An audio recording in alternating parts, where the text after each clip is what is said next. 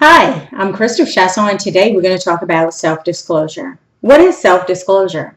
Self-disclosure is communication between at least two people, and it's when you consciously reveal information about yourself to someone else, and that someone else is the receiver that would not have known that information before.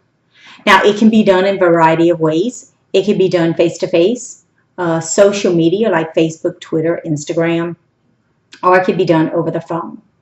And it could range from very minor to I didn't study for this test, I think I'm going to fail with this test, or I'm very depressed and I want to commit suicide.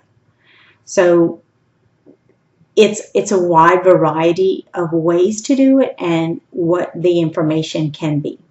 So you need to know about yourself what you would be willing to disclose and by what means. So think about these questions and how would you disclose them, or would you disclose them at all? Your attitude towards other religions, your attitudes toward other nationalities, your attitude toward other races, how much money you make, how much money you have in the bank, what are your physical and mental health issues, and would you share your most embarrassing moment? Would you do it via face-to-face, social media, or over the phone? So think about those things. There are rewards to self-disclosure. You do get benefits from it, but there are dangers also. So the benefits are that you have self-knowledge and you get a new perspective on things. You see the reactions of people when you tell them these things, good or bad. You see the reactions. And sometimes it allows you to think things through. So it improves your coping capabilities. Maybe, just maybe, when you're talking through it, you find your problem before they ever give you feedback because you just heard yourself say it. And I know it's happened before. It also enhances communication. So it improves your communication skills. You learn other people. You learn which people are jokers, which people are sarcastic, which ones are sarcastic in a joking way, and which ones have underlying meanings to it. Because are they doing this out of fear or resentment? So you know what lies behind a person, and you can better understand them. It also builds meaningful relationships. If you are sharing things with someone, it says that you trust them.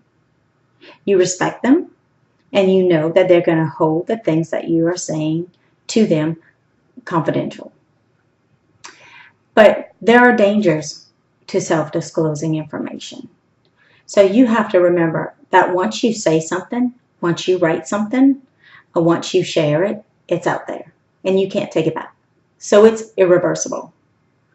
But if you have to start a conversation with, maybe I shouldn't say this, or maybe I shouldn't tell you this, or please keep this confidential, then those are some key factors or some indicators to you that maybe you shouldn't. And then if you end your discussion with, maybe I shouldn't have told you that, there's another key identifier. That will teach you what you should and shouldn't say. So here are some dangers. You take personal risk when you tell someone about yourself because you're exposing things to them and you could come under personal attack. They can use it against you. When you disclose things about your faith or your sexual preference to your friends or your family, if they don't believe in the things that you believe in, then you risk losing friendships, you risk losing family. So you need to be aware of those things. And then professionally, if you share these things, you can lose promotions. If you share your health and physical abilities or disabilities, then they might question whether you could actually get the job done.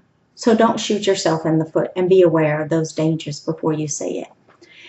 But also keep in mind that if you tell someone something face-to-face, it can be problematic just like social media or over the phone. Because face-to-face, people can change what you originally told them. And sometimes not purposefully, it just happens because we don't remember right. So, and when they change it and tell someone else and they change it, your original statement can be totally misconstrued. So you face those problems. When you do it on Facebook, Instagram, Twitter, any social media, it is saved somewhere. So it can come back to bite you, as they say. And then if people see what you have on social media and it doesn't fit the image of the company that you want to work for, you may never get that job, or you may never get that promotion. And if you share things on the phone and people truly want to do something to harm you, they can record it. So just be aware that there are dangers involved in any kind of self-disclosure. Always keep in mind when you're confiding about work with work people that it can lead to danger, especially if those people are highly competitive or if they have a friend that was looking for the same job that you're looking for. So there are guidelines for making self-disclosure. If you assume from the start that whatever you say will be repeated, then you might keep more things to yourself. If you think that will be used against you, then you probably won't say it. If disclosure could lead to your loss of power, then would you really truly want to give that power up that you've worked hard to get? Do you want them to question your abilities and your skills, the things that got you to where you are? If you're disclosing a disability, it's not required by any Department of Labor for you to do that. So it's not a state law. You do not have to disclose that information. And then it's not a give and get situation. If someone is giving you information, you do not have to give it. It's a natural tendency to do that, but it's not an obligation. So keep that in mind. You do not have to divulge information about yourself to someone else just because they're doing it. And then I want to leave you with this last and final thing. If you were about to share information with a person, would you share that information with your boss? Because you don't know if that person could be your boss, because one day they could. Think about it before you share. Thank you. I hope this helped.